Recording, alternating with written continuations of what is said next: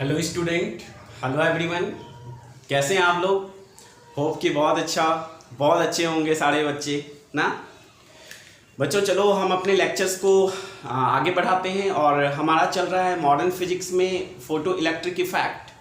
तो photo electric effect को आगे बढ़ाते हैं और आज डिस्कस करते हैं। फर्स्ट लेक्चर इंट्रोडक्शन लेक्चर था और इंट्रोडक्शन लेक्चर में ऑलमोस्ट सारी चीज़ों को हम देख लिए थे, बेसिक डेफिनेशन देख लिए थे फोटो इलेक्ट्रिक इफेक्ट में कि फोटो इलेक्ट्रिक इफेक्ट क्या होता है। फोटो इलेक्ट्रिक इफेक्ट आता है कि लाइट आता है, मेटल प्लेट पर पड़ता है और इलेक्ट्रॉन का इजेक्शन होता है। और ये जो फिनोमिना है ejection of electron due to incidence of light ray is known as photoelectric effect ना। ये चीज़ हम लोग जान लिए थे और ये भी जान लिए थे कि बेसिक चीज़ें क्या क्या चीज़ की ज़रूरत पड़ी थी। तो हमने देखा था वर्क फंक्शन, वो मिनिमम एनर्जी होता था जो भी किसी भी मेटल को रिक्वायर्ड होता था ताकि वो इलेक्ट्रॉन को इजेक्ट कर सके।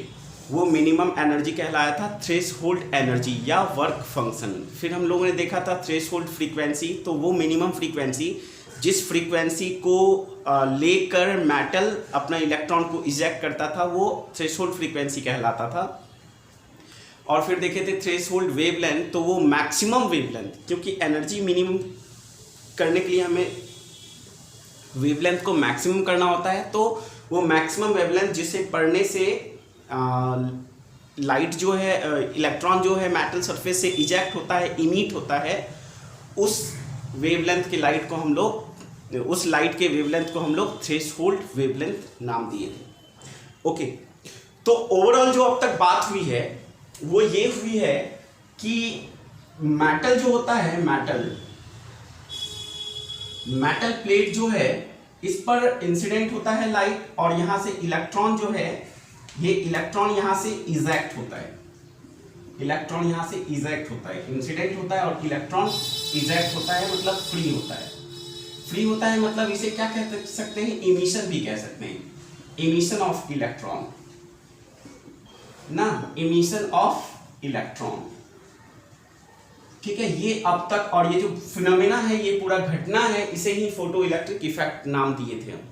ओके बच्चों, आज हम ये इमिशन के बारे में पढ़ेंगे कि ये इमिशन कितने तरह का होता है। ठीक है, इस चीज को हम जानते हैं इमिशन कितने तरह का होता है, एकदम ध्यान से हम लोग पढ़ेंगे। ठीक है, मतलब मकसद ये है कि मेटल सरफेस से इलेक्ट्रॉन को इजेक्ट करना और इलेक्ट्रॉन जो है मेटल के साथ कुछ एनर्जी के साथ बाउंडेड रहता है ना, जिसे बाइंडिंग एनर्जी ऑफ इलेक्ट्रॉन कहते हैं। मेटल के साथ कुछ एनर्जी के साथ बाउंडेड होता है। अगर उस एनर्जी को दे दिया जाए इलेक्ट्रॉन को, तो ये इलेक्ट्रॉन मेटल सरफेस को छोड़ के भाग जाता है, मतलब इलेक्ट्रॉन जो है फ्री हो जाता है। फ्री हो जाता है तो मूव करना स्टार्ट कर देता है, राइट। तो इसको इमिट करने के, इसको निकालने के लिए इसे कुछ पावर, कुछ एनर्जी की जरूरत पड़ती है। वो एनर्जी उसका वर्क फंक्शन कहलाता है या थ्रेशोल्ड एनर्जी कहलाता है। ओके, तो इस फिनोमेना को हम इमिशन ऑफ इलेक्ट्रॉन भी नाम देते हैं। अब देखते हैं कि इमिशन कितने तरह से हम इलेक्ट्रॉन को किसी भी मेटल सरफेस से इजेक्ट कर सकते हैं। क्या इलेक्ट्रॉन को कितने तरीके से हम किसी भी मेटल से इजेक्ट या इमिट कर सकते हैं, इस चीज को देखते हैं। ठीक है, तो हम हेडिंग डालते हैं इमिशन ऑफ इलेक्ट्रॉन। ओके बच्चों, तो हम लोग हेडिंग डालते हैं इमिशन ऑफ इलेक्ट्रॉन। जल्दी से बच्चों हेडिंग डालेंगे, इमिशन ऑफ इलेक्ट्रॉन। एकदम ध्यान से लेक्चर को सुनते चलो बच्चों। ठीक है, इमिशन ऑफ इलेक्ट्रॉन क्या होता है कि मेटल सरफेस में इलेक्ट्रॉन होता है और उसे कुछ एनर्जी चाहिए ताकि वो मेटल सरफेस को छोड़ के निकल सके, फ्री हो पाए। तो उसको हम कितने तरीके से दे सकते हैं, तो पहले डेफिनेशन देखते हैं इमिशन ऑफ इलेक्ट्रॉन को, फिर देखेंगे कितने तरीके से हम इलेक्ट्रॉन को इमिट कर सकते हैं किसी भी मेटल सरफेस से। Fine. Okay, the phenomena of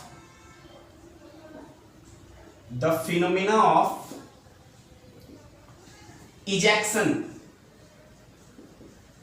the phenomena of ejection of electron from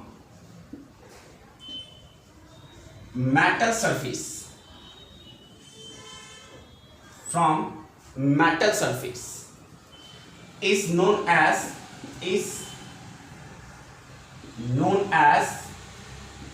emission, is known as emission। मतलब इमिशन का सिंपल सा डेफिनेशन है एकदम छोटा सा कि किसी भी मेटल से इलेक्ट्रॉन को इजेक्ट कराने का जो प्रोसेस है, जो फिनोमेना है, वही उसका इमिशन कहलाता है, राइट। मतलब मेटल सरफेस से इलेक्ट्रॉन निकल जाए। ओके, अब ये कितने तरह से निकाल सकते हैं? तो बच्चों ये 3 तरह से हम लोग इलेक्ट्रॉन को मेटल सरफेस से निकाल सकते हैं, ठीक है। 3 तरीके से हम इलेक्ट्रॉन को मेटल से निकाल सकते हैं। किस तरह से? तो सिंपल सा बात है, मेटल सरफेस पे अभी हम लोगों ने देखा था कि कुछ एनर्जी पड़ता है इलेक्ट्रॉन को, और ये इलेक्ट्रॉन वो एनर्जी लेकर निकल जाता है, और वो एनर्जी जो मिनिमम इसे इलेक्ट्रॉन को जरूरत पड़े यहाँ मेटल सरफेस को छोड़ने के लिए, वो एनर्जी कहलाता है इसका वर्क फंक्शन या थ्रेशोल्ड एनर्जी। तो जो भी प्रोसेस से इसे थ्रेशोल्ड एनर्जी मिल जाएगा, ये वो इलेक्ट्रॉन वो एनर्जी लेकर छोड़ के भाग जाएगा मेटल सरफेस ना। तो कितने तरीके से हम इसमें एनर्जी, थ्रेशोल्ड एनर्जी प्रोवाइड कर सकते हैं, तो वो देखो बच्चों, ठीक है। तो type of emit, there are 3 types of emission. Emission 3 तरह का होता है बच्चों, जनरली जो हम लोग करवाते हैं। क्या क्या करवाते हैं? तो पहला थर्मल इमिशन। क्या? Thermal emission. पहला थर्मल इमिशन होता है, ठीक है। दूसरा मतलब थर्मल एनर्जी देकर हम इलेक्ट्रॉन को इजेक्ट कर सकते हैं, हम देखेंगे पूरी चीजें, ठीक है। दूसरा फील्ड इमिशन। क्या बच्चों? Field emission. इलेक्ट्रिक फील्ड से भी हम इलेक्ट्रॉन को इजेक्ट कर सकते हैं, और वो प्रोसेस फिनोमेना फील्ड इमिशन कहलाता है। अभी हम पूरे डिटेल्स में जानेंगे। एंड थर्ड जो हमारा ये चैप्टर है, ठीक है, वो क्या है?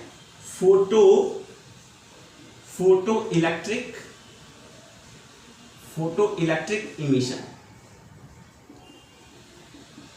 फोटो इलेक्ट्रिक इमिशन, और ये हमारा चैप्टर है। इस पूरे चैप्टर में हम यही पढ़ेंगे, फोटो इलेक्ट्रिक इमिशन। ये क्या होता है? फोटो मतलब लाइट होता है, तो फोटोन्स, लाइट के गिरने पर जो मेटल सरफेस से इलेक्ट्रॉन इजेक्ट होता है, उसे कहते हैं हम क्या? फोटो इलेक्ट्रिक इमिशन या फोटो इमिशन। सिंपली इसे फोटो इमिशन भी कहते हैं, तो हम कह लेते हैं फोटो इमिशन भी कहते हैं, कोई बात नहीं, दोनों ही कह सकते हैं, ठीक है। मतलब बस इतना है कि लाइट इंसिडेंट होगा और इलेक्ट्रॉन का इजेक्शन होगा इसमें, ठीक है। थर्मल इमिशन में थर्मल एनर्जी पड़ेगा मेटल पे और इलेक्ट्रॉन इजेक्ट होगा। फील्ड इमिशन में इलेक्ट्रिक फील्ड के वजह से इलेक्ट्रॉन इमिशन होगा। और third is photo electric emission, और इसमें लाइट एनर्जी के इंसिडेंट होने पर इलेक्ट्रॉन इजेक्शन होगा या इमिशन होगा इलेक्ट्रॉन का, वो फोटो इलेक्ट्रिक इमिशन कहलाता है, राइट। तो अब पहले हम सबसे पहले जानते हैं थर्मल इमिशन क्या होता है। थर्मल इमिशन को जानते हैं पहले, ठीक है बच्चों। चलो आज बहुत अच्छा दिन है ना, आज श्री राम भगवान का आज क्या कहते हैं, भूमि पूजन है। तो भगवान हम सब पे कृपा करें ना, आदर्श अपना मानते हुए विपत्तियों का सामना करें। ईश्वर सबकी कामना मनोकामना पूरी करे। चलो बच्चों, सबसे पहले हम लोग जानते हैं thermal emission. Thermal emission, emission तो जानते क्या होता है? इजेक्शन ऑफ इलेक्ट्रॉन ना, इमिशन कहलाता है। ओके, थर्मल इमिशन क्या होगा? The phenomena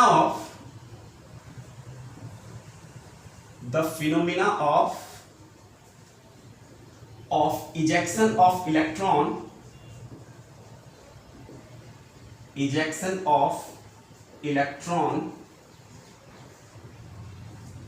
due to thermal energy, thermal energy is known as thermal emission. एकदम सा सिंपल सा चीज, थर्मल इमिशन। थर्मल एनर्जी के कारण जो इलेक्ट्रॉन का इजेक्शन होता है वो कहलाता है क्या? Thermal emission, right. एग्जाम्पल के लिए मान लो बच्चों ये मेटल सरफेस है,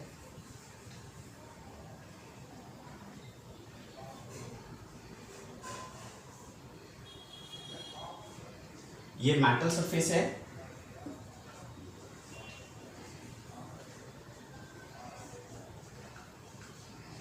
और यहां पे थर्मल एनर्जी दे रहे हैं।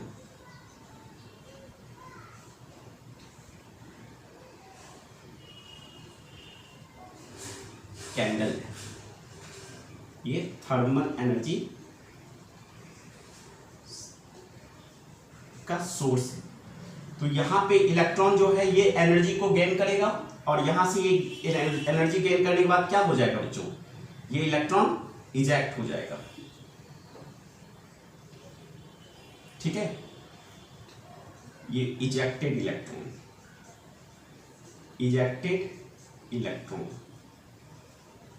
या ये इलेक्ट्रॉन किस लिए जनरेट हुआ है? ये इलेक्ट्रॉन कैसे जनरेट हुआ है? थर्मल एनर्जी के कारण। इसलिए हम कहेंगे इसे thermally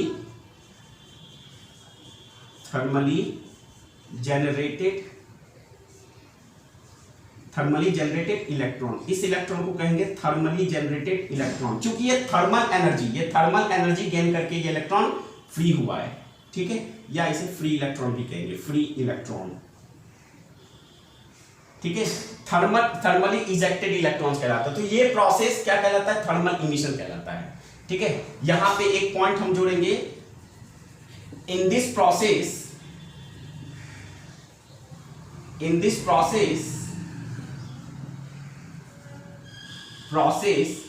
ejected electron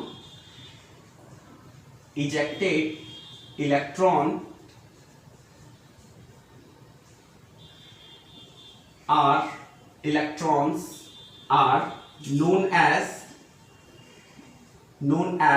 thermally generated electrons। और इस प्रोसेस से जो इलेक्ट्रॉन जनरेट होता है उसे क्या कहते हैं? थर्मली जनरेटेड इलेक्ट्रॉन्स, ठीक है बच्चों। तो थर्मल एनर्जी गेन करके ये इलेक्ट्रॉन फ्री हुआ है, और इलेक्ट्रॉन फ्री हुआ है, इलेक्ट्रॉन को फ्री कराना हमारा मकसद है, क्योंकि जब इलेक्ट्रॉन फ्री होता है ना तो मूव करता है, और जब इलेक्ट्रॉन मूव करता है ना तो सर्किट में करंट आता है, जो कि मोशन करंट क्या होता है? Charge in motion. तब चार्ज मूव करना स्टार्ट कर देता है, इलेक्ट्रॉन क्या है? चार्ज मूव करना स्टार्ट हो जाता है, तो सर्किट में करंट आ जाता है, और करंट जब आता है तो चीज़ें रंगीन हो जाती है, दुनिया रंगीन हो जाती है हमारी ना। मतलब लाइट आता है, कितना अच्छा लगता है। तो लाइट जनरेट करना हमारा मकसद है, तो इलेक्ट्रॉन्स को जनरेट किए, ठीक है बच्चों। ओके, तो ये थर्मल इमिशन हो गया। थर्मल इमिशन के बाद हमारा क्या था? Field emission. तो फील्ड इमिशन की बातें करते हैं हम थोड़ी सी, ठीक है। तो अब हम लोग फील्ड इमिशन के बारे में जानेंगे। थर्मली जनरेटेड लगा एकदम छोटा सा चीज है, बस एक बार लेक्चर अटेंड करना है, बस सारी बातें समझ में आएंगी हमारी, और सब कुछ दिमाग में भी रहने वाला है, ठीक है। तो थर्मली जनरेटेड इलेक्ट्रॉन्स के बाद नेक्स्ट हमारा जो है दूसरा सेकंड नंबर का, वो है field emission. Field emission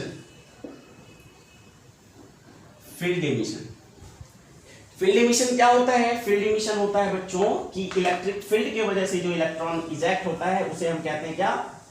field emission, ठीक है बच्चों।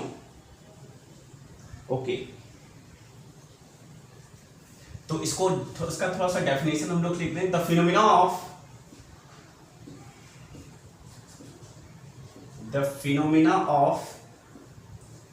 ejection of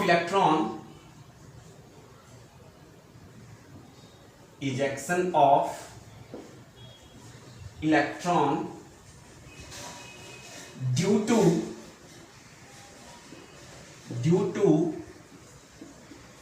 strong electric field, strong electric field, बहुत ज्यादा इलेक्ट्रिक फील्ड होने के कारण भी इलेक्ट्रॉन का इजेक्शन होता है। अभी दिखाएंगे डायग्राम में हम कैसे। तो the phenomena of ejection of electron due to strong electric field is known as field emission,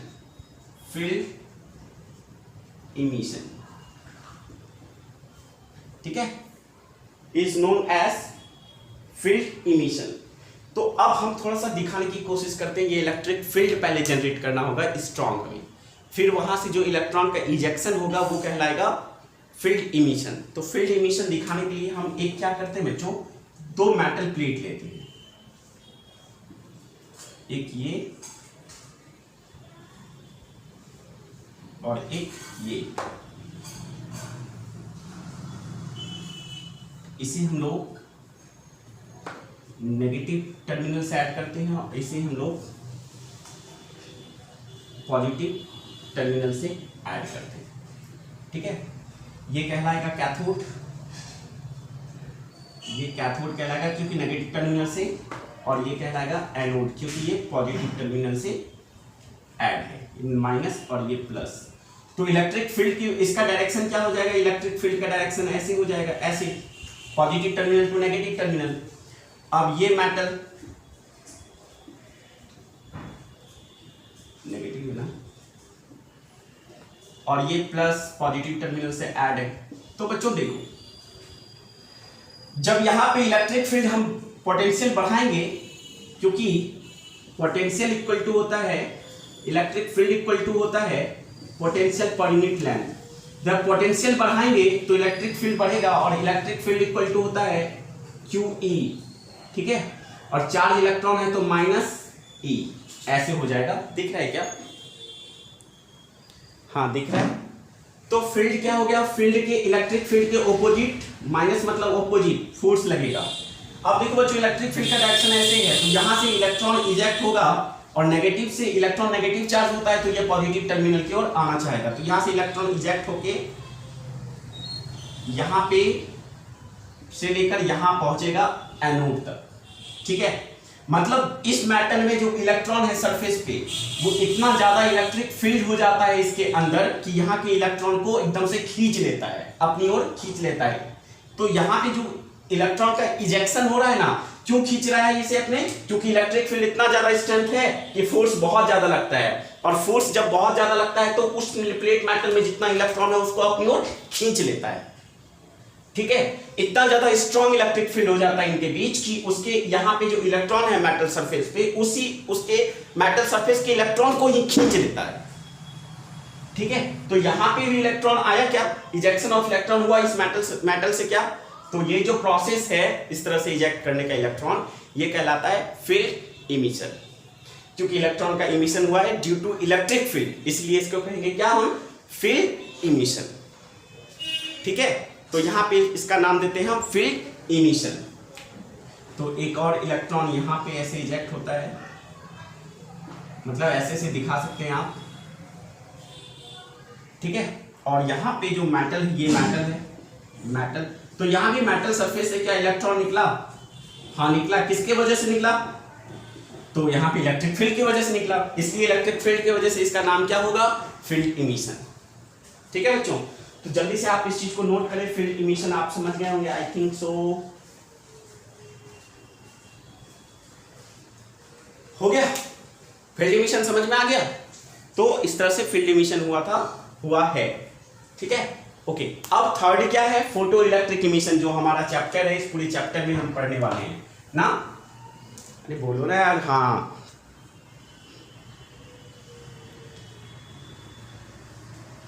बच्चे नहीं है, खुद ही हाँ बोलो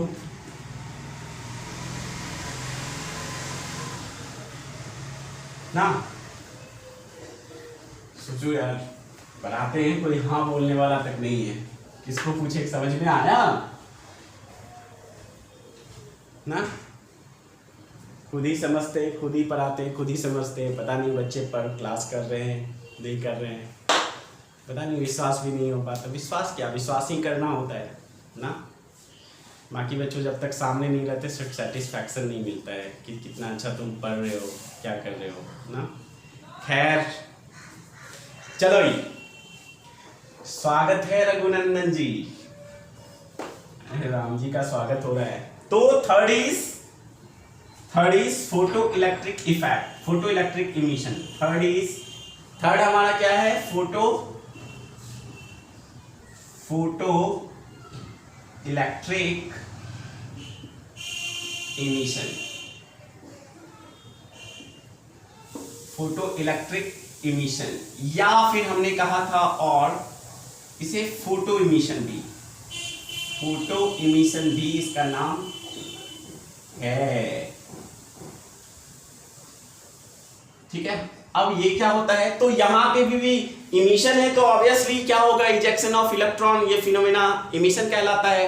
अब फोटो पहले लगा हुआ है तो ऑब्वियस सी बात है, फोटो मतलब लाइट, तो लाइट के कारण जो इलेक्ट्रॉन इजेक्ट होता है उस प्रोसेस को हम क्या कहते हैं, फोटो इलेक्ट्रिक इमिशन या फोटो इमिशन। ठीक है, इस चीज को हम लोग नोट डाउन कर लेते हैं। द फिनोमेना ऑफ, ये द फिनोमेना ना कॉमन है, the phenomena of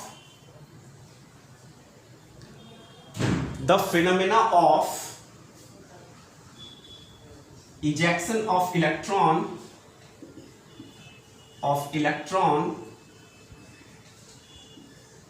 due to light पढ़ने को ना बॉम्बार्डमेंट नाम देते हैं। ठीक है, ड्यू टू बॉम्बार्डमेंट ऑफ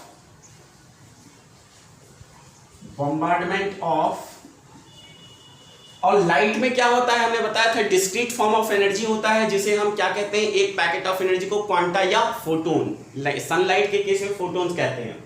तो due to bombardment of photon is known as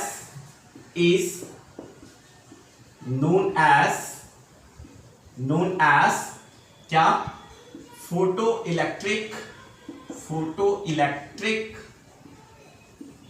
photoelectric emission या फोटो इमिशन। ठीक है और जो इलेक्ट्रॉन इजेक्ट होता है, हरे कृष्णा, जो इलेक्ट्रॉन इजेक्ट होता है उस इजेक्टेड इलेक्ट्रॉन्स को हम, जैसे थर्मल एनर्जी के कारण जनरेट हुआ था तो उसे थर्मली जनरेटेड इलेक्ट्रॉन्स कहते हैं, उसी तरह फोटोन्स के, लाइट के वजह से जो इलेक्ट्रॉन जनरेट होगा उसे कहेंगे हम लोग, बोलो फोटो जनरेटेड इलेक्ट्रॉन्स। क्या कहेंगे, फोटो जनरेटेड इलेक्ट्रॉन्स। ठीक है, एंड hence generated electrons या ejected electrons are known as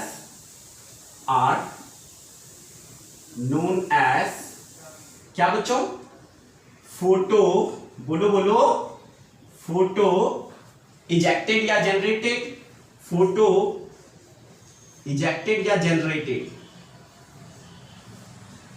या इजेक्टेड भी लेते थे, इजेक्टेड इलेक्ट्रॉन्स। ठीक है, थोड़ा सा डायग्राम में देख लेते हैं, डायग्राम बना के। तो मान लो ये बच्चों मेटल सरफेस है, मेटल प्लेट है, ये मेटल प्लेट है,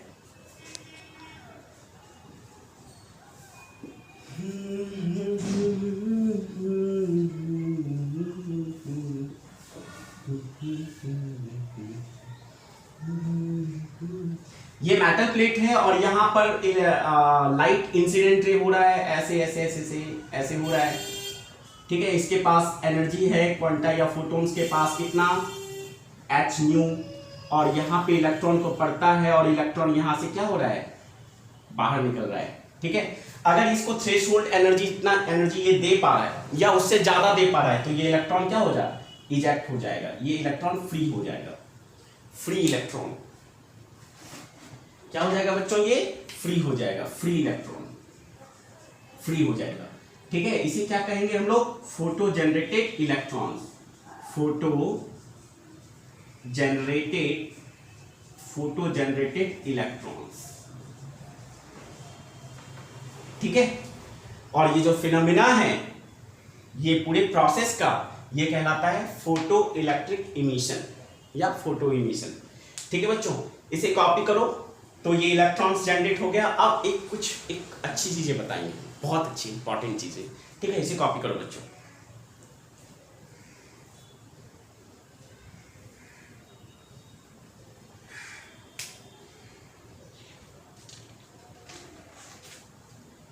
आई थिंक कि हो गया होगा, कॉपी कर लिया, ओके।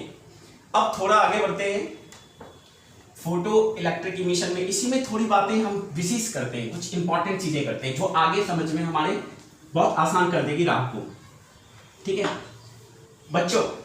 ये जो इमिशन देख रहे हैं ना हम, ये सारे प्रोसेस में एक ही चीज देख रहे हैं कि इलेक्ट्रॉन को फ्री कराना हमारा मकसद है। कि मेटल सरफेस में जो बाउंडेड इलेक्ट्रॉन्स है वो मेटल सरफेस पे मूव नहीं कर पा रहा है, तो उसे फ्री करना ही हमारा मकसद है। क्योंकि इलेक्ट्रॉन जब फ्री होगा ना तो वो मूव करेगा ना, और जब मूव करेगा ना तब करंट आएगा ना सर्किट में, राइट। तो इलेक्ट्रॉन मूव करे, फ्री हो, ताकि वो मूव करेगा तो करंट आएगा, तो करंट लाना ही हमारा मकसद है। इसलिए इलेक्ट्रॉन का इजेक्ट होना बहुत जरूरी है, ठीक है। तो जो फ्री इलेक्ट्रॉन होता है ना, जो इलेक्ट्रॉन फ्री होता है वो करंट के लिए रिस्पॉन्सिबल होता है, because free electrons is responsible for the current, for electric current, ठीक है। तो free electrons are responsible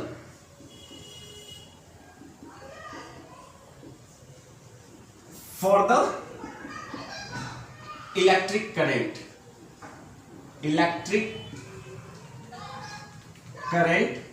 in circuit। Circuit में जो है फ्री इलेक्ट्रॉन रिस्पॉन्सिबल होता है करंट के लिए। जब तक इलेक्ट्रॉन फ्री नहीं होगा तब तक सर्किट में करंट नहीं आ सकता है। मतलब जब तक फ्री नहीं होगा और वो मूव करना स्टार्ट नहीं करे तब तक सर्किट में करंट नहीं आएगा। तो बच्चों अब है कि कितना, अगर 2 इलेक्ट्रॉन है, 20 इलेक्ट्रॉन है, 10 इलेक्ट्रॉन है, 100 इलेक्ट्रॉन्स है, 1000 इलेक्ट्रॉन्स है, तो करंट का ऑब्वियसली हम समझ रहे हैं कि अगर हमसे ऐसे ही कुछ पूछे रैंडमली कि मान लो कि 100 इलेक्ट्रॉन है एक जगह और 10 इलेक्ट्रॉन है एक जगह, तो करंट किस में ज्यादा होगा, तो हम आंख बंद करके कह देंगे 100 इलेक्ट्रॉन की वजह से करंट ज्यादा होगा।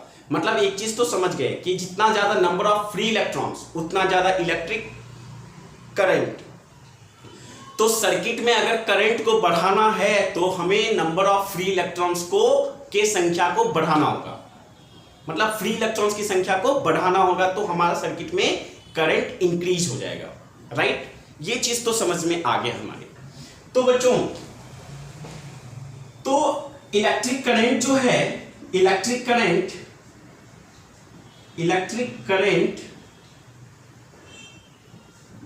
I increases by the increasing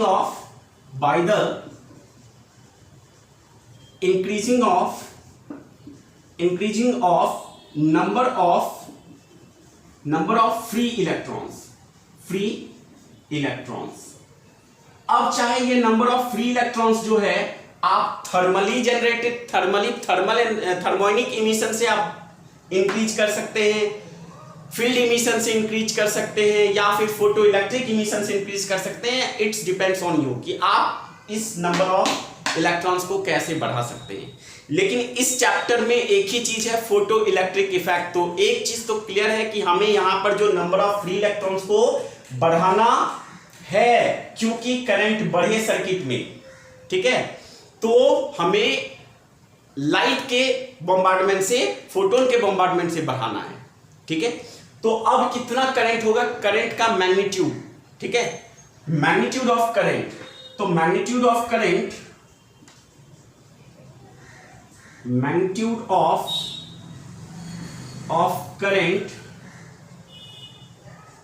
in the circuit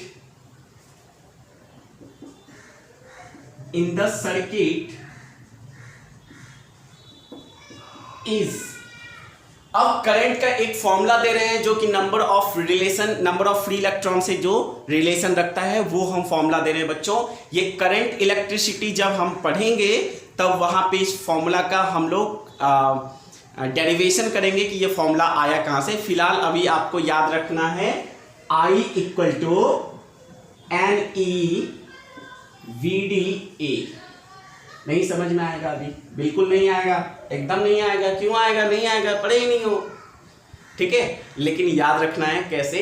नेवडा, आज तक सारे बच्चों ने इसे ऐसे ही याद रखा है। कैसे? नेवडा, नेवडा, नेवडा।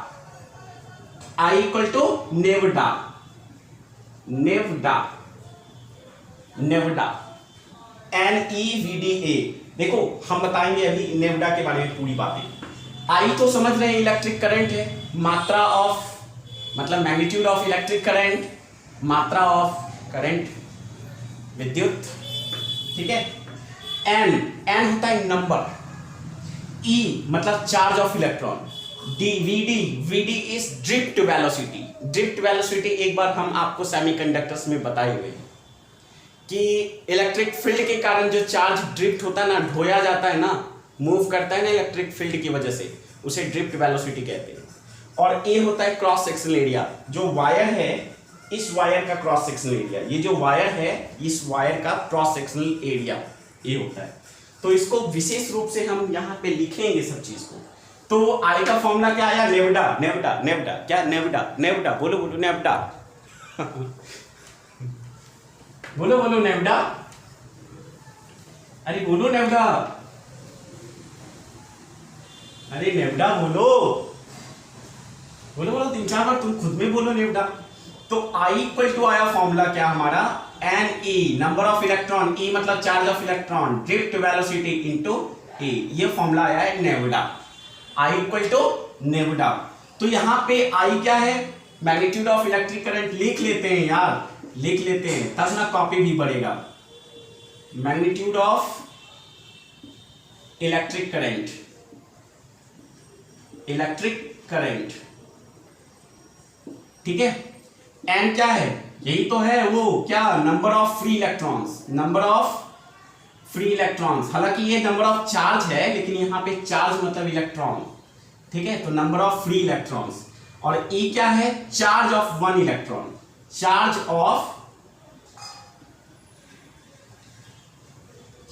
Of one electron, one electron that is कितना होता है? 1.6 इंटू 10⁻19 कूलम। ये चार्ज ऑफ इलेक्ट्रॉन होता है, ठीक है बच्चों। अब बच गया ड्रिफ्ट वेलोसिटी। ड्रिफ्ट वेलोसिटी वो वेलोसिटी चार्ज का जिसके कारण वो इलेक्ट्रिक फील्ड के कारण वो मूव करता हो, उसे ड्रिफ्ट वेलोसिटी कहते हैं। तो VD is drift velocity, drift velocity. Charge क्या है? वीडी क्या है? Drift velocity. और ए क्या है? ए है ड्रिफ्ट वेलोसिटी का फॉर्मूला भी रखते हैं हम लोग, ये होता है ड्रिफ्ट वेलोसिटी का बहुत सारा फॉर्मूला आता है, नहीं इसको निकालना पड़ेगा बाद में। ए क्या है? ए क्या है? Cross sectional area, cross sectional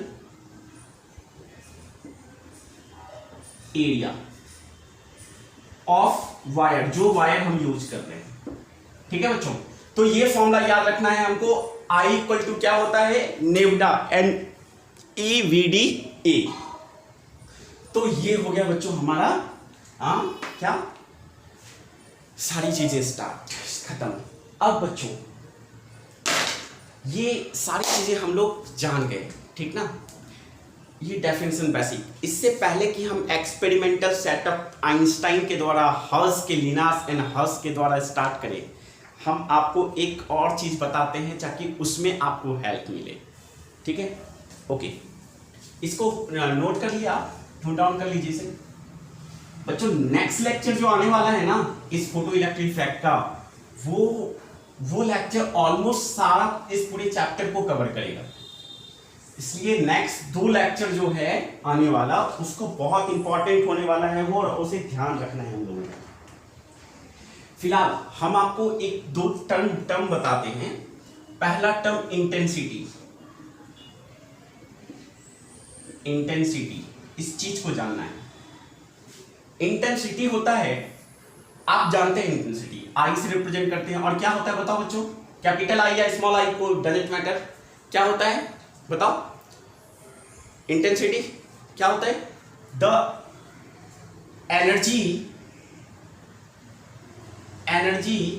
पर यूनिट एरिया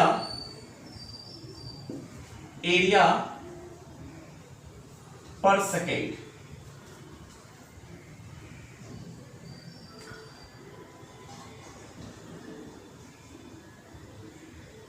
नहीं, एनर्जी पर यूनिट एरिया ही होता है। एनर्जी पर यूनिट एरिया इज इंटेंसिटी।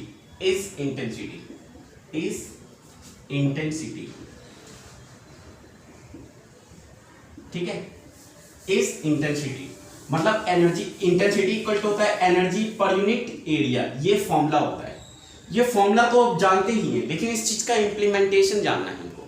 ठीक है, देखो बच्चों, मान लो कि ये एक केस है, देखो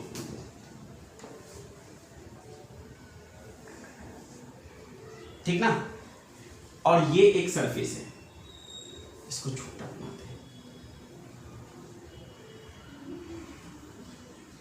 ठीक ना। अब यहां पे हम लाइट को इंसिडेंट करवा रहे हैं, 1 2 3 4 5, और यहां पे भी लाइट को इंसिडेंट करवा रहे हैं। ठीक है, ये जो एनर्जी गिर रहा है इसका, ये फोटॉन्स गिर रहा है, एक्चुअली ये फोटॉन्स गिर रहा है, और फोटॉन्स, एक फोटॉन्स के पास एनर्जी कितना होता है? h new. तो यहां पे इंटेंसिटी क्या होगा? मान लेते हैं यहां पे I1 है, I1, और यहां पे इंटेंसिटी I2 है। अगर मैं तुमसे पूछूं कि बच्चों ये बताओ, ये सरफेस A है और ये सरफेस B है, तो इंटेंसिटी किसका अधिक होगा? A का अधिक होगा या B का होगा? बताओ। तो ऑब्वियसली तुम कहोगे इंटेंसिटी जो B का है वो कम है इंटेंसिटी A से, या फिर इंटेंसिटी A का ज्यादा है इंटेंसिटी B से। तो सिंपली तुम जो मुझे आंसर देने वाले हो बच्चों, वो देने वाले हो intensity of A is greater than intensity of B। ये तुम आंसर देने वाले हो, इंटेंसिटी A का इंटेंसिटी ज्यादा होता है इंटेंसिटी B से होगा। क्यों होगा? क्योंकि एरिया A का कम है, A का एरिया कम है और B का एरिया से, तो intensity is inversely proportional to A। ठीक है, और इसका एरिया कम है, इसलिए कम एरिया में ज्यादा लाइट गिर रहा है, और ज्यादा एरिया में यहां कम लाइट गिर रहा है, तो इसलिए इसका इंटेंसिटी ज्यादा होगा और इंटेंसिटी इसका कम होगा। नहीं कह सकते हैं यहां पे अगर गिरना है तो इसको होंगे n इंटू टोटल एनर्जी। अगर निकालना हो टोटल एनर्जी, तो टोटल एनर्जी यहां पे हो जाएगा क्या? Total energy equal to n into जितना फोटॉन्स गिर रहा है, n फोटॉन्स, और एक फोटॉन्स का एनर्जी E। यहां पे भी टोटल एनर्जी अगर निकालें हम सरफेस पे, तो टोटल एनर्जी इक्वल टू क्या हो जाएगा? नंबर ऑफ फोटॉन्स, जितना फोटॉन्स इस एरिया में गिर रहा है, इंटू एक का एनर्जी। अब ये टोटल एनर्जी तो हो गया, और टोटल एनर्जी बाय A। अब A जिसका अधिक उसका इंटेंसिटी कम, A जिसका कम इंटेंसिटी उसका अधिक। जैसे यहां पे A का, ये वाला इस प्लेट का A का जो है एरिया जो है वो कम है, एरिया कम है तो इंटेंसिटी ज्यादा है, इसलिए इंटेंसिटी A का ज्यादा हो गया। तो ये चीजें आपको ध्यान रखनी है वहां पे, ठीक है। और बस इतना सा चीज ध्यान रखना है, उसके बाद नेक्स्ट लेक्चर में हम आपको बहुत अच्छे से और भी चीजें डील करने वाले हैं, ठीक है बच्चों। ये इंटेंसिटी हो गया। एक फैक्टर और होता है पावर, तो इसे मिटाओ और पावर को जानते हैं, पावर को।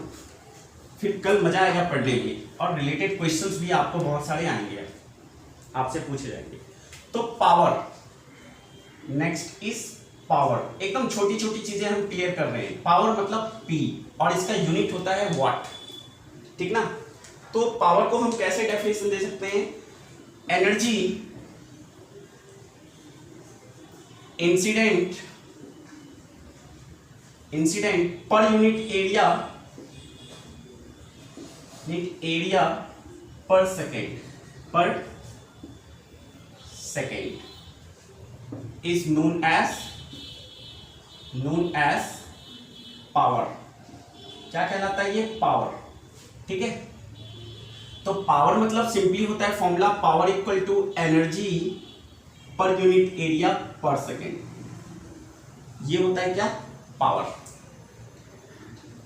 ठीक है, और इसका यूनिट क्या होता है, यूनिट ऑफ पावर